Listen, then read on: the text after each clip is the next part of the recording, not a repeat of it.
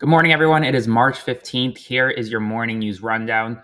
As always, to all those who have become paid subscribers to my Substack, thank you so much for supporting my work. If you want to support my work, the easiest way to do so, click the button below, become a paid subscriber today to my Substack, or send a one-time donation via Venmo to Aaron-Parnas. We're going to do our next paid subscriber-only Q&A tonight on my Substack, and I'm excited to speak with many of you. With that, let's just jump right into it. The Trump administration is gearing up to impose a second travel ban during the second Trump administration. This travel ban, according to the New York Times, lists out 43 countries that could be targeted. They are broken up into three categories: red, meaning all travel is banned; orange, meaning visas are sharply restricted; and yellow, meaning that the country has about 60 days to address any possible concerns. Countries in the red are some of the ones that you would expect: Afghanistan, Cuba, Iran, Yemen, North Korea, Somalia, Syria, Venezuela. In orange, you have countries like Belarus, Russia, Pakistan, South Sudan, Myanmar, Laos, and Haiti. And in the yellow, you have countries that many Americans actually travel to, including St. Lucia, St. Kitts and Nevis, Zimbabwe, Liberia, Malawi, Angola, Benin, Cape Verde, Chad, the Republic of Congo, and other countries. The yellow countries are mainly African countries, along with countries in Southeast Asia. So we'll see whether or not this is imposed, but this is the initial draft list, and we'll have significant legal challenges in court. Remember, the first travel ban did not stand, at least initially. It was not allowed to move forward because it was dubbed a Muslim ban. And now he's trying to do something similar, but just expand essentially the number of countries that are targeted. In addition, former Treasury Secretary Larry Summers is now raising the alarm that recession odds are nearing 50%.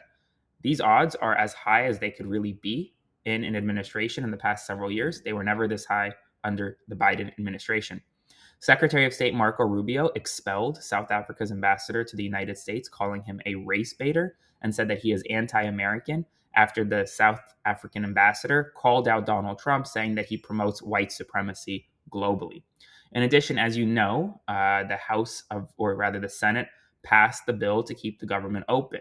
Donald Trump is expected to sign this piece of legislation. Whether or not he has signed it yet, it's unclear, but he will keep the government open. There will be no government shutdown. 10 Senate Democrats joined all Senate Republicans, except Rand Paul, to vote for this piece of legislation that includes significant cuts to critical government programs. I outlined them in another post yesterday on my Substack. Feel free to go check it out and learn more. In addition, a major Delaware law has moved forward by a vote of 20-0 in the Delaware House of Representatives. This law is called SB 21.